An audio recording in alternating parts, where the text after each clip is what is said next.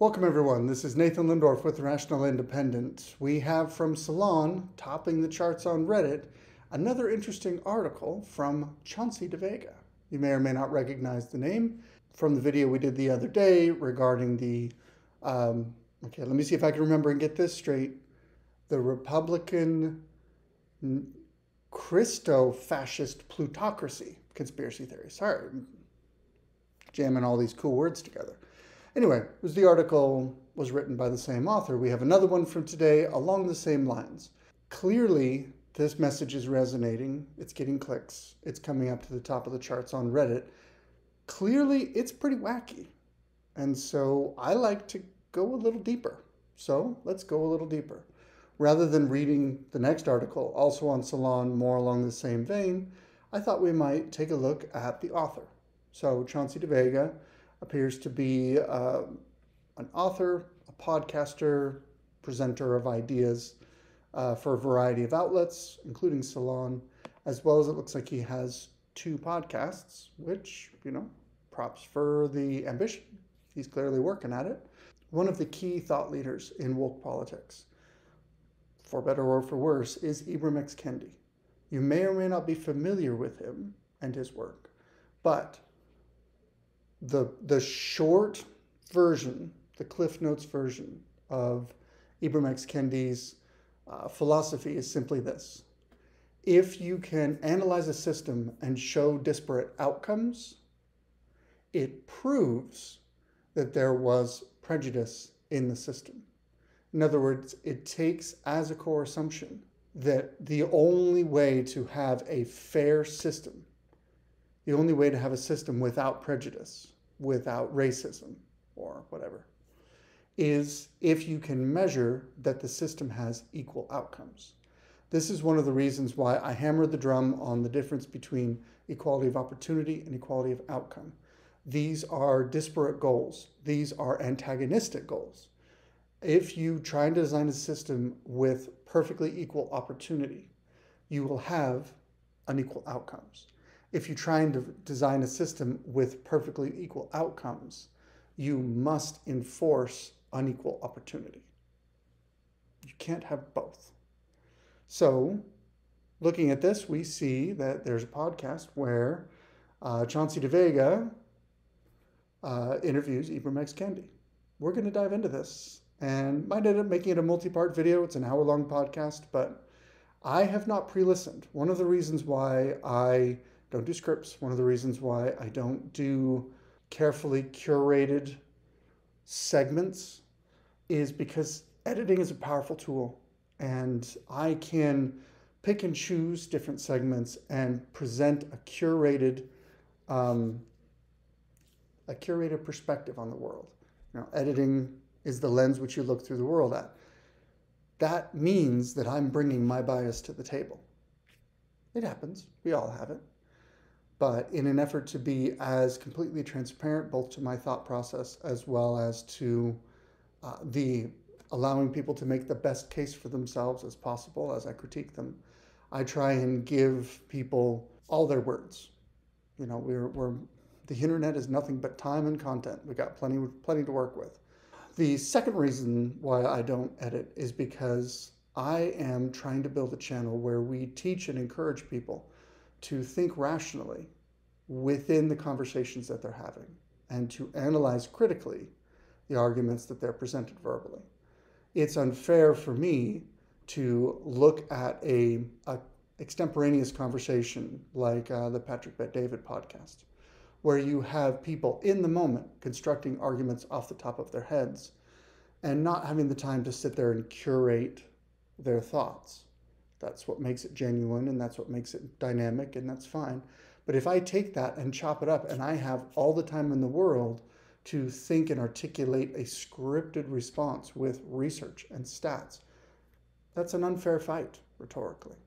So in an effort to show that you can basically live, maybe with one pre-listen, that you can engage with someone else's arguments and respond dynamically in a way that is fair but critical to the arguments that they're making. That's another reason why I keep my responses relatively raw. So we're going to see where this goes. I get the feeling there's going to be a fair amount of nonsense. So let's see what happens.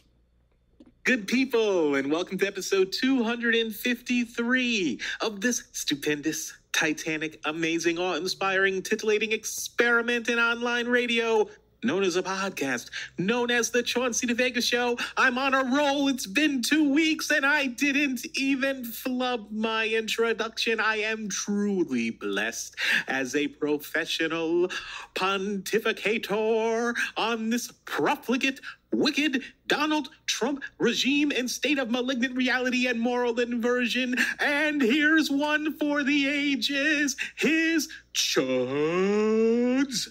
Well, he's got a pretty good thesaurus and he knows how to vary his tone.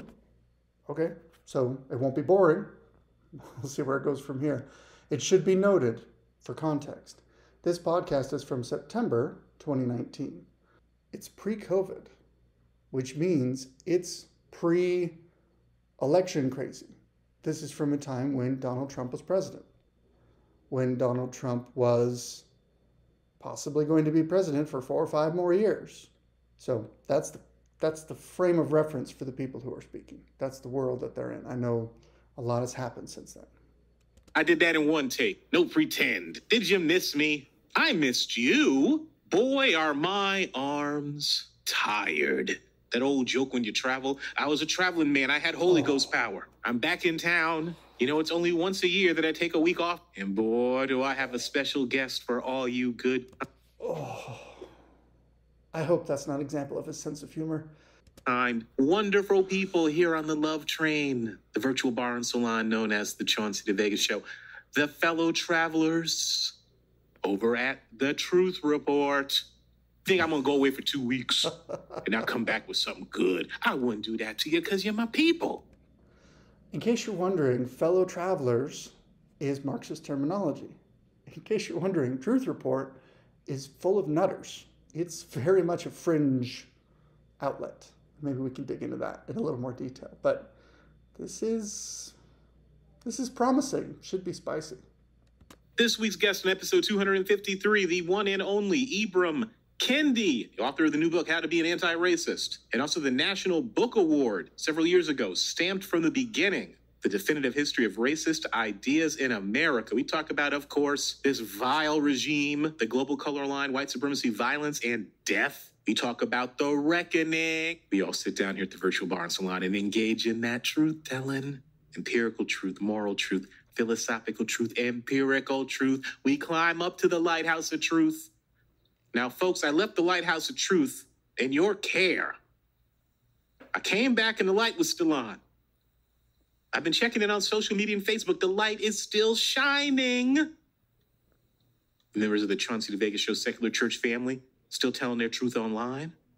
And before we get to this great conversation with brother Ibram Kendi, I want to say thank you to the nice people who emailed me. I just literally got a Facebook message from Brother Sean. Brother Sean said, Chauncey, it's been 2 weeks. I checked in. Are you all right? How is Mama Devega? I'm concerned. Terry, another friend of the podcast, sent me emails. Other folks, kindness, generosity, support. Of course, I got to give some shout outs for all the good folks who go to chaunceyvega.com. New folks over at Patreon. Thank you, Brother Armand, for your love and support right up front. Thank you, Black Romulan. I see you. We got so much love. So much love. Had a little tear in my eye. I didn't know that I would be missed.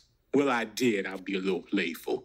Sometimes you got to go away for a little while so people can miss you. But before we get to the pressing moment of the day this Wednesday, I take a little time off and they finally go impeach this man. Let me tell you this, friends, as my daddy would say, sometimes in life, be careful what you wish for. But we're going to get to all that good stuff.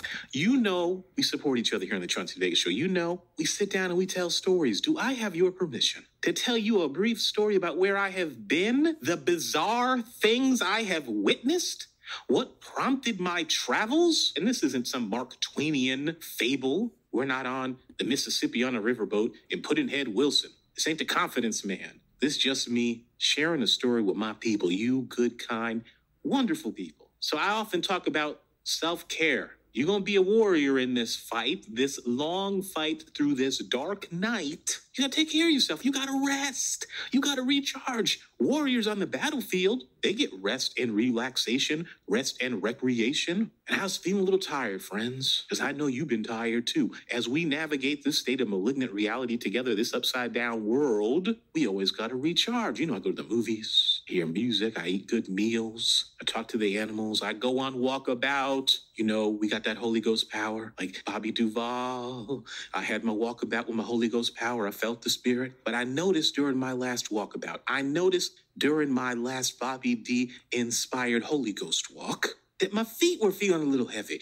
I felt like my legs, they weren't moving in the rhythm that they should have been. I don't drink Coca-Cola anymore, that damn acid reflux. So I tried to recharge through other means, and it wasn't nose clams. Thank you, you dirty birds. It was just tiredness. And I had a dream. I kid you not, you do not need to be Sigmund Freud to decipher this dream. I was actually talking to one of the friends of the podcast, Brother Jeff, about this dream. I also, of course, want to give a shout out to our official sponsors who I owe a phone call to. Friends, I'm so far behind on so many things. Our official sponsors, brother and sister Gordon, I see you. But I had a dream. I got in my bed, took off my jammies, giving you a visual. My amazing musculature, like The Rock. And I closed my eyes and I had a dream. It was a prophetic vision. And don't laugh at my dream, because I bet as you all try to navigate this malignant reality, the emotional abuse of Trumpism, anything that has happened, every day you turn on the TV, you get on these internets, and what was once considered impossible is simply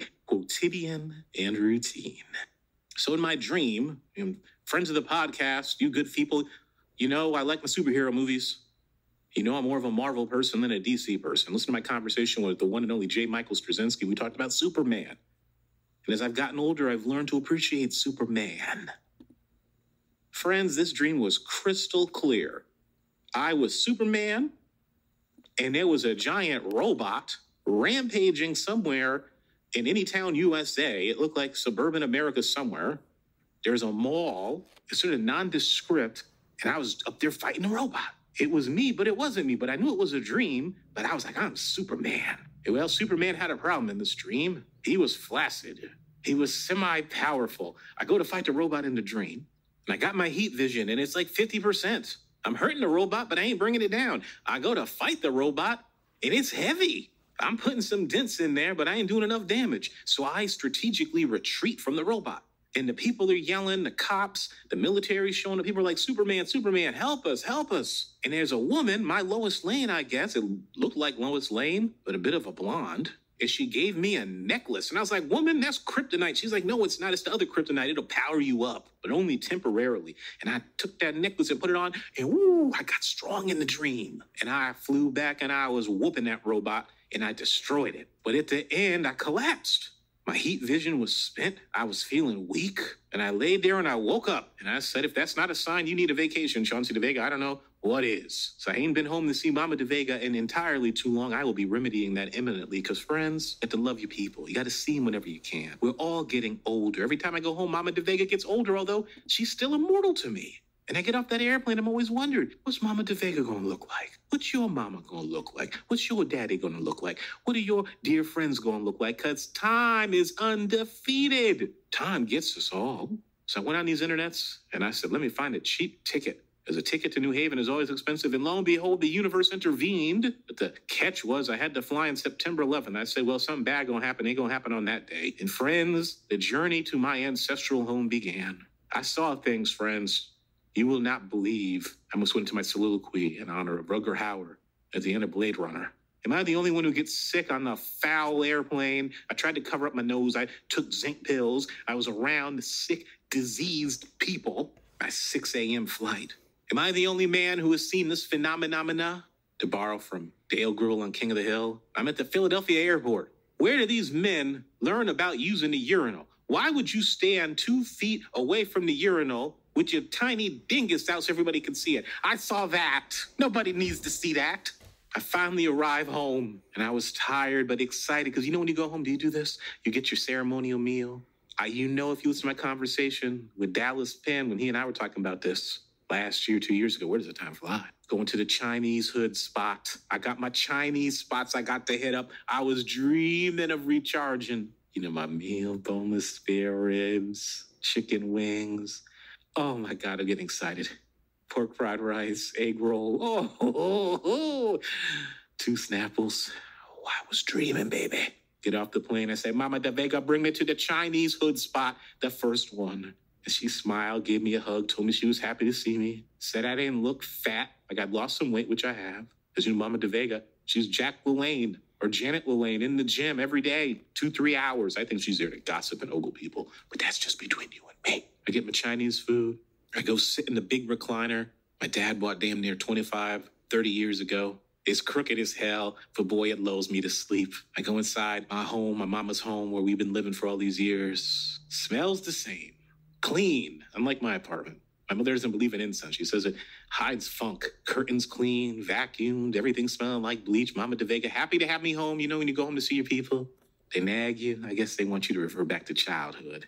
So I let her nag me. I let her lecture me about bringing clothes home in my backpack. And she lectured me and said they better be clean because she's not washing them. And why would you bring home dirty clothes? I ate my Chinese food and I collapsed into a deep slumber of about 13 hours. Hung out with my brother from another mother. You know him, Bill the Lizard, his wonderful wife, friend Dave. We're going to go to the rifle range, gun range, and shoot off the AR-15 a bunch of times.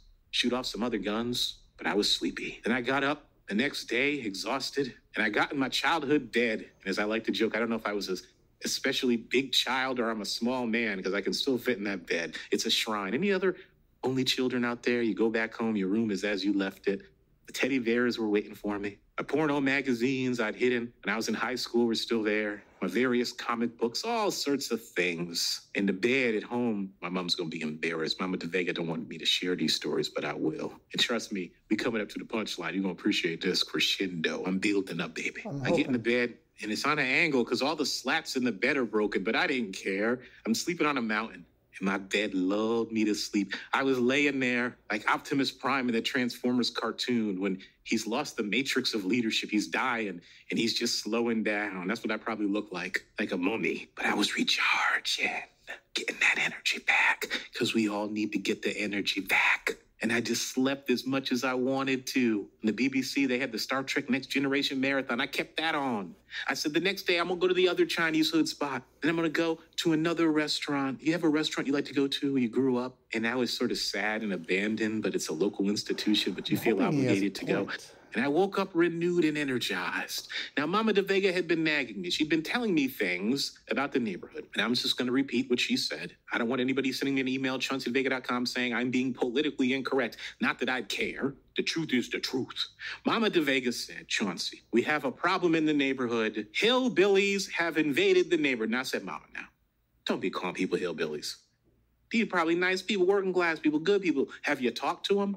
Mama Devega said, they're nice to their dogs. And I said, well, Mom, that's a good thing. We love the animal people. She said, they cleaned up and fixed up the house and made it nice. I said, well, that's nice. Mama Devega and 2 of the other ladies in the neighborhood I've known all my life, they've also reached out to one of the young girls who's part of this clan, whose mama died, was being raised by the father who's a drunk. And they reached out to her, bought her clothes, go to church with her, try to be aunties to this young white sister. We got so much love in my neighborhood. There's so many good people in the world. But Mama said, the hillbillies got troubles. I got to move out of this neighborhood. I said, Mama, you don't know where to live nowhere else. This is home. You ain't going nowhere. She complains about the neighbors downstairs. They're loud. They're ignorant. They play ignorant music and they're disruptive. And she was right about that. I had to make a phone call to the landlord. I can't have Mama Devega under stress. She told me about the hillbillies. I said, Mama, are they white hillbillies, black hillbillies? Because hillbillies come in all colors. Mexican hillbillies, she said, no, they're white hillbillies. And I said, Mom, you're exaggerating. You get older, you get hypersensitive. Well, let me tell you, I heard a commotion the next afternoon. Screaming and hollering, cursing. They're on the porch and they're fighting, friends, about the house, about a mortgage, about kids going to school, taxes. And there's a young white brother out there, got to be about 30. He's clearly drunk and or high. The other folks on the porch are drunk and or high. And I saw something that I never would have imagined I'd seen. It is both sad and inspiring. His younger brother is on the porch in a wheelchair. And I saw him at the corner of my eye the day before when I took a ride in Mama Devega's car. It's one of the few times I get to drive all years. I drive everywhere. And I said, good googly, Miss Mugly. I couldn't believe what I saw. So I had to go back around the block. This white brother is in a wheelchair, friends, I kid you not. He is missing his right leg, his right arm, half of his left leg, and all he's got is his left arm. And I said, how is he operating this wheelchair with one arm going up and down the street? And I said, God, is he a soldier? Did this poor man get blown up in some illegal, immoral, unnecessary war, and all he got is an arm? He's in his 20s. My mama told me, train station, and had a horrible accident, and somehow survived, and they paid him all sorts of money. And that's how they have that house. But they're always out there fighting about the money. I said, well, if I only had one arm, I'd be drunk and high all the time, too. Well, there's a commotion, friends. I'm going to tell you something. I don't want you to judge me. And I wish I had recorded it. I'm a bad human being because you won't believe me. The brother in the wheelchair with one arm commences to fight with his fully able-bodied older brother. And they are fighting on the street. The brother throws... Jesus, God, please forgive me. Throws the brother in the wheelchair on the ground, out the wheelchair. Everybody in the neighborhood is watching. It's unbelievable. The man with one arm is fighting on the street with his brother and holding his own. He's all muscle. And they're rolling around and fighting and kicking and punching. And the one-armed man, I gotta say, if I was one of the judges, I'd have to give it to him on points. So then the other hillbilly people intervene. There was a black hillbilly over there. And I guess the white hillbilly brother, I hate that name, who's able-bodied, he has a black girlfriend. So I guess that was the girlfriend's brother. They intervene and they stop the brawl. There's a point. Then they commence to fighting some more. And the man is under so much stress, he told everybody, and he screamed it at the top of his lungs before he walked off, I will come back here and kill everybody. And Mama and I watched, and my mama said, that's what stress will do to you. I said, you got that right, Mama. But I don't care about trying to psychologize what's going on with a family in crisis who all love each other but are fighting. I'm more fascinated by watching a one-armed man roll around on the ground and hold his own with his brother. Sometimes you gotta laugh at the absurdities of life. So long story short, I went home, saw Mama, hung out with friends, and I feel recharged and I feel better. And I want you to do that. I was sitting in my home.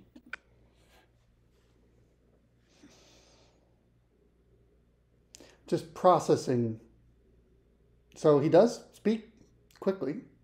He does tell stories. All right, so let me see if we can pull out a few things, because again, the reason why we're looking at this is to gain a little insight into this gentleman's outlook, because he is currently beating the drum for a narrative that Donald Trump is effectively trying to become a dictator and trying to enact vengeance on his political enemies, that there's a threat of violence, that there's a threat of the loss of our humanity, our liberty, etc. This is an incredibly dangerous thing that he is fighting against, if it's true. And if it's not true, the question is, I mean, reality is binary. Either it's true or it's not. So if Donald Trump is not trying to become a dictator, why is this man so convinced that he is? So I gleaned a few things from him, armchair psychology. It's intriguing to me that he goes home and eats and sleeps. That's the highlight, eating and sleeping. 2, I think it's his hillbilly story was kind of funny, but he says there are hillbillies of all colors. It's not really a term that's usually used to refer to anybody but white people from Appalachia, typically. Another thing, so I want to point this out. We're going to take it up to the intro where ostensibly Ibram X. Kendi is going to start talking. We're going to go through the intro today. We'll do the rest later. Ibram X. Kendi was not born Ibram X. Kendi. He was born Henry Rogers, or perhaps Ibram Henry Rogers. Okay? He changed his name. Why did he change his name? Well, there is a certain fascination with ancestral African heritage among people who, in America, want to lay claim to what they see as lost roots, lost heritage. More power to you. Totally fine. Well, everyone can express that in their own ways. That's fair. So Ibram X. Kendi changes his name from Henry Rogers to X. Kendi. So the author, Chauncey, he said something that I thought was rather interesting. He said, I returned to my ancestral home. And I said, let me find a cheap ticket. Because a ticket to New Haven is always... He went home to his ancestral home. of New Haven, Connecticut. That's very silly. Just going to throw that out. But here we have someone who is an only child. There's some interesting psychological research on that about how that informs your worldview. And he sleeps in the same bed that he grew up in. Not the end of the world. A lot of people do that. But his home, his childhood bedroom remains as it was when he was a child. He hasn't updated or changed it. He hasn't asked them. He hasn't boxed up. When I became a man, I put away childish things. There is a certain aspect of intentionally holding on to adolescence. He has this incredible dream about being Superman, dealing with kryptonite. He has his old comic books and porn magazines. His bed has broken slats that haven't been fixed. I mean, maybe he's being a little too personal to share this. That's his choice. I would struggle to take this person seriously. Maybe that's just me being fussy. Maybe that's just me being fuddy-duddy. When I became a man, I put away childish things. Just throwing that out there. Something to consider.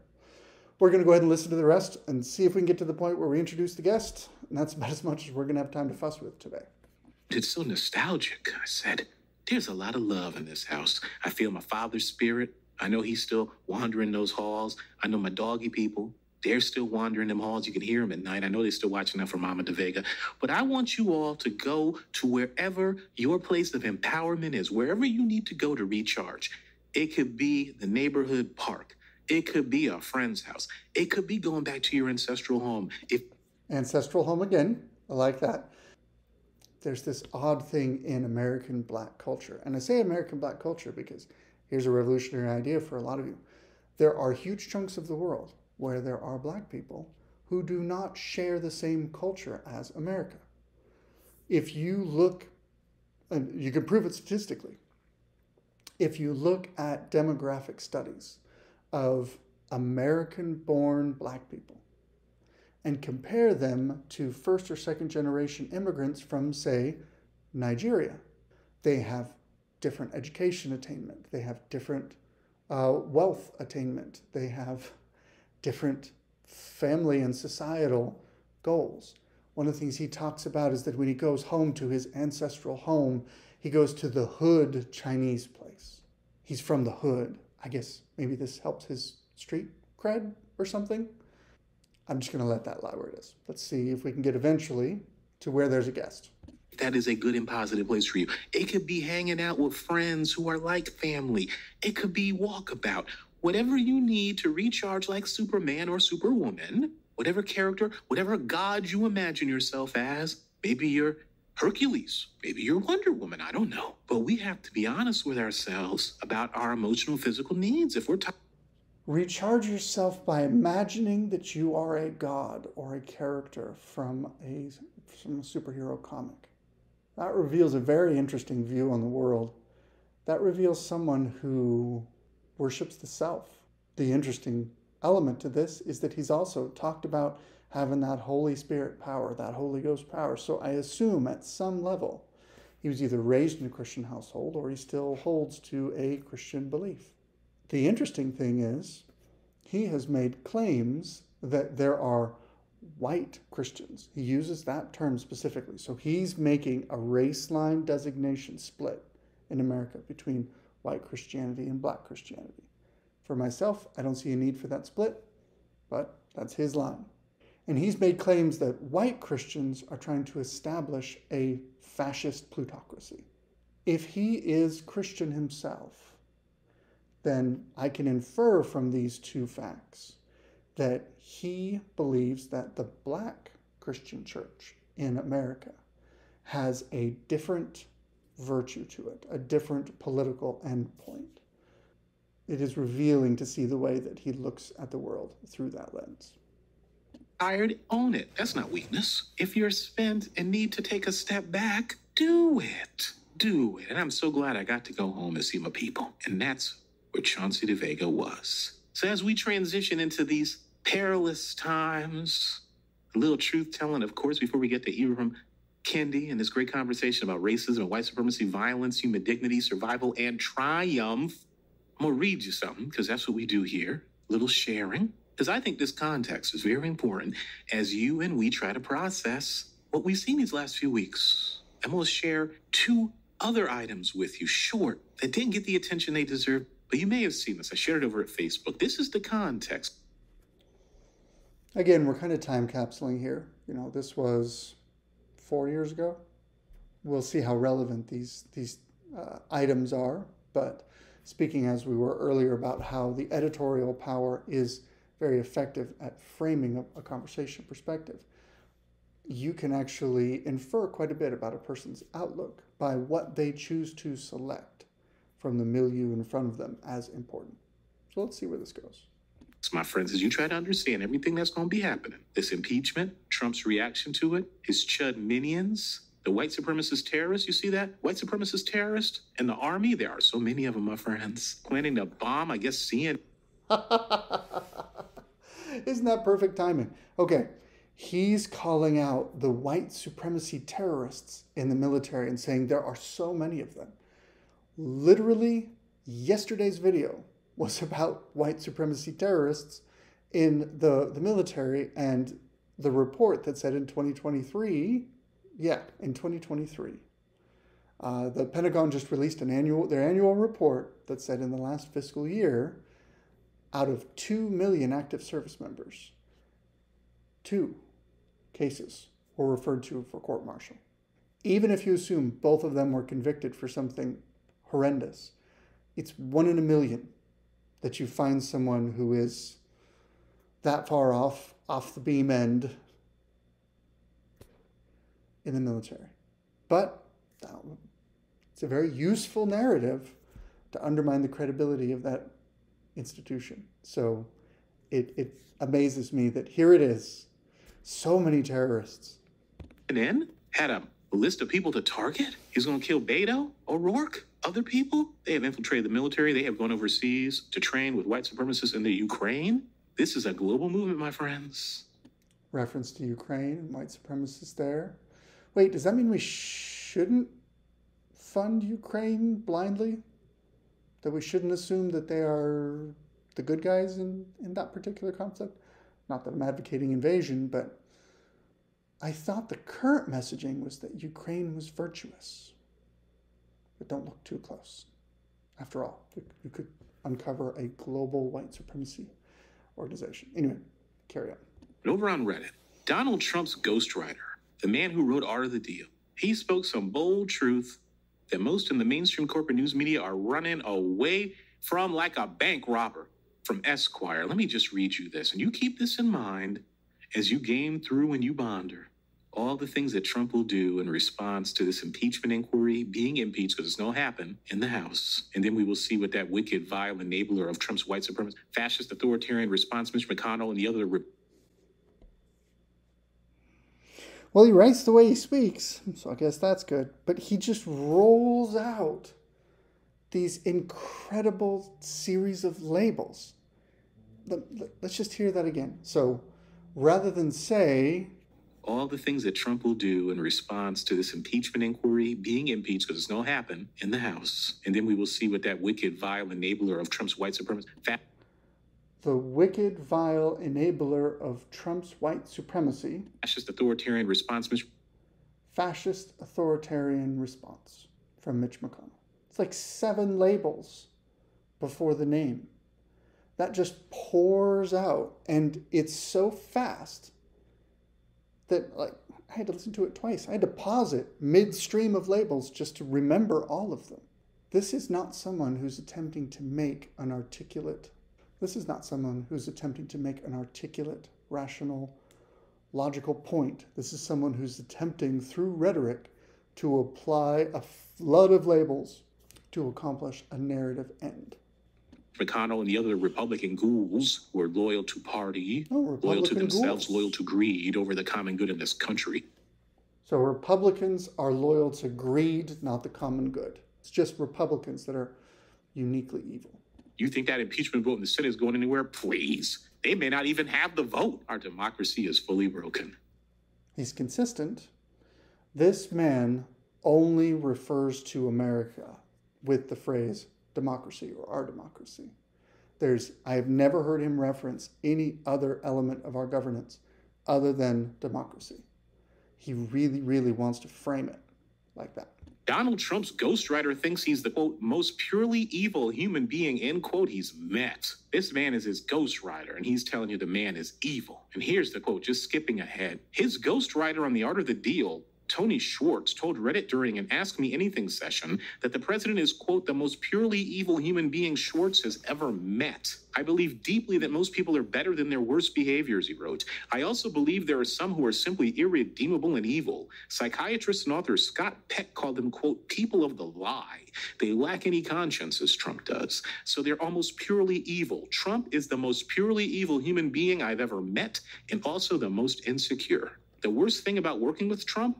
The shortness of his attention span and his utter lack of interest in anything but himself. He's evil because he has a short attention span? Well, in his worldview, Trump is the devil, and at least he's been consistent on that for at least 4 years, because guess what? Based on the article he released today, still thinks he's the devil. All right. Had any ideology when I met him, it was faintly libertarian, Schwartz said, as in you do whatever you want to do, so long as it doesn't get in the way of my doing whatever the hell I want to do. Why is that so bad?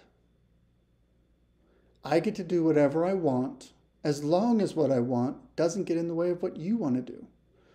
I can swing my fists through space as much as I want, unless I'm trying to swing them through a space where your nose is. Then my right to swing my fist stops at your nose. Libertarian in a nutshell. That's presented as evil? I don't get it.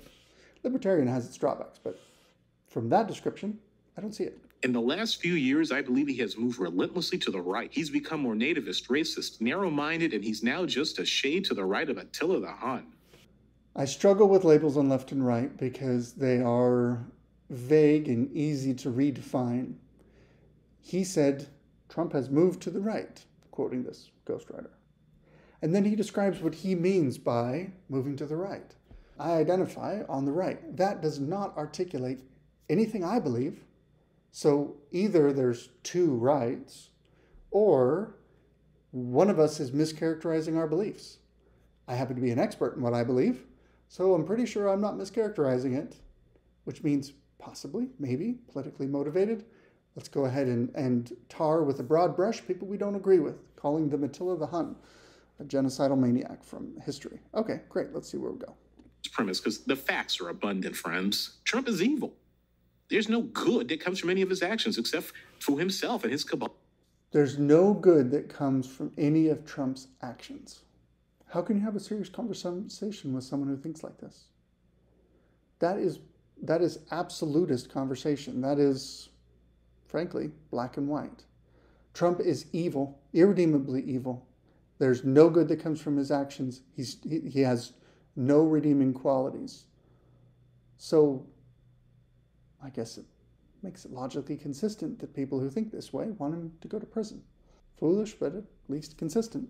Oh, email me at ChaunceyDevega.com. Tell me something good that this man has done. As I list over my Salon piece, the authoritarianism, the lying, the fascism, the intentional cruelty, destroying the environment, taking away people's health care, encouraging violence, eliminationism, stochastic terrorism, alleged and likely rape, sexual assault charges by dozens of women. Go down the list. His obvious sociopathy, if not damn near psychopathy. Tell me something good about this.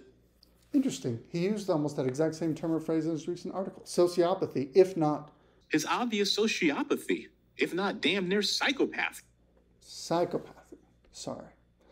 Sociopathy, if not psychopathy. I think I screwed it up again, but regardless, let's carry on. Tell me something good about this man. Tell me something good about any of the people in his orbit. Tell me something good that's come of this. His actions, his behavior, what he has encouraged, what he has given permission for. And getting beyond the problem of theodicy, Trumpism is more than the absence of good. It's active evil. And when you understand that, that's the framework through which you understand and interpret his actions. The fascism and the authoritarian. If you'll just accept the premise that everything he does is evil, then you can successfully look at his actions and see everything he does is evil. Okay, Let's take you seriously. I'm assuming in this hour-long podcast, at some point, he lets his guest speak. So let's see. I mean, we're 21 minutes in. Okay, political theory, political ideology 101.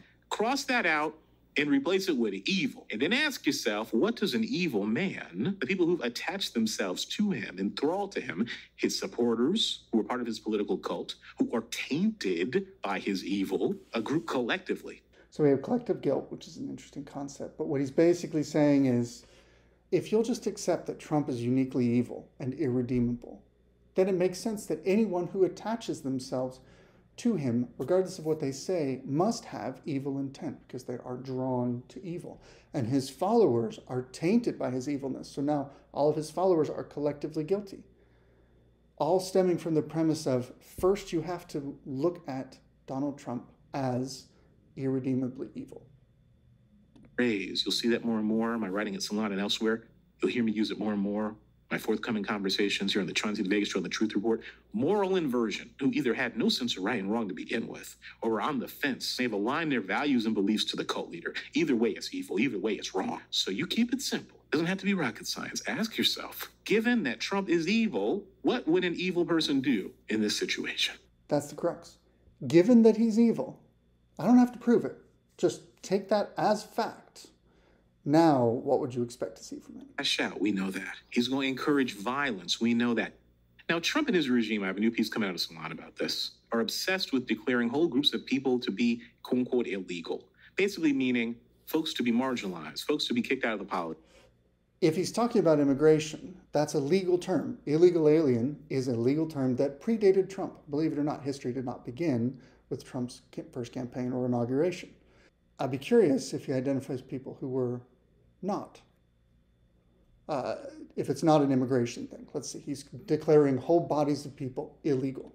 Folks to be viewed as less than. And when you declare whole groups of people illegal, i.e., quote unquote, illegal aliens, black and brown folks who dare to protest Trump, Alexandria Ocasio. Black and brown folks who dare to protest Trump. Apparently, Donald Trump called them illegal? I don't think so. I'd be curious to find a source on what exactly he's referring to.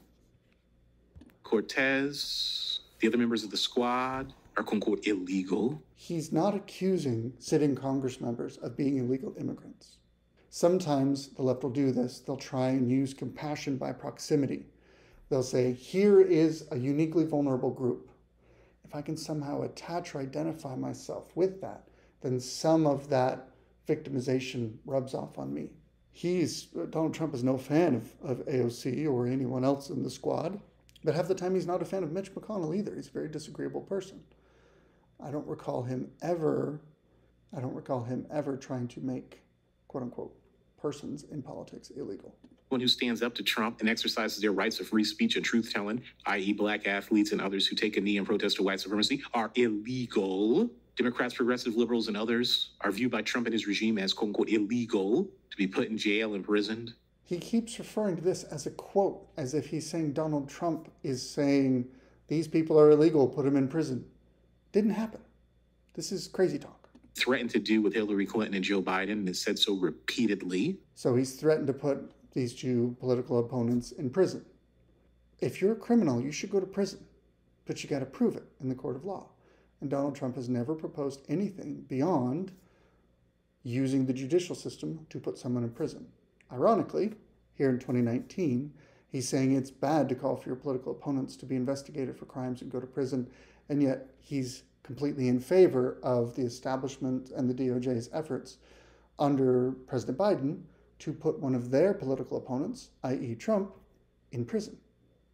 Can't have it both ways. He deems in his regime and his movement, and I'll give you another one, his chud Magites, to be enemies of the state, the enemy of like 4 or 5 But you times. may have I don't know missed what that this. is. Now, as Trump obsesses over our brothers and sisters in California who may not have homes, through his right-wing conservative lens of Malthusian thinking and social Darwinism, in essence viewing human beings who are poor, and also... Malthusian. Words have definitions. Population growth is potentially exponential. Growth of the food supply is linear.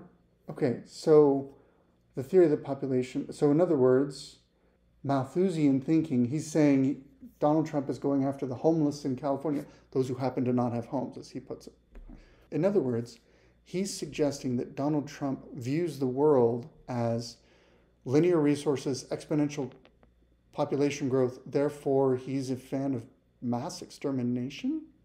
That's a pretty harsh criticism if true, but I don't see much of the way to back that up. Just this flood of labels and adjectives that come out. You could sit here and try and debunk every one of these, but he can say them faster than you can debunk them. So working class, who are elderly, who are sick, who are infirm, who need assistance in any way as being surplus people. That's the distillation of neoliberal logic. You may have missed this. And I tell you, friends, when you think about the historical antecedents of Trump and his racial authoritarianism and his eliminationism and his repeated channeling of neo-Nazi and white supremacist racial authoritarianism, everything must be seen through the lens of race. Talking points. He did that at the UN. You see that? Talking about quote-unquote globalists. He might as well start talking about Jewish Bolshevism. Protocols of the Elders of Zion. He ain't even hiding it, friends. This is from The Hill. This is from the 19th of September. And just listen carefully. Let's connect some dots. Aboard Air Force One, President Trump on Wednesday said he expects the Environmental Protection Agency, the EPA, to slap San Francisco with a violation notice in the coming days related to pollution associated with the city's homeless population. Speaking to reporters aboard Air Force One, Trump again took aim at Los Angeles and San Francisco over the volume of homeless people in each city, but he escalated his rhetoric, saying an announcement citing San Francisco violations would come in the next week. And here's his quote. There's tremendous pollution being put into the ocean because they're going through what's called the storm sewer. That's for rainwater, Trump said. And we have tremendous things that we don't have to discuss pouring into the ocean. You know, there are needles. There are other things. It's a terrible situation that's in Los Angeles and in San Francisco, he continued, and we're going to be giving San Francisco, they're in total violation. We're going to be giving them a notice very soon.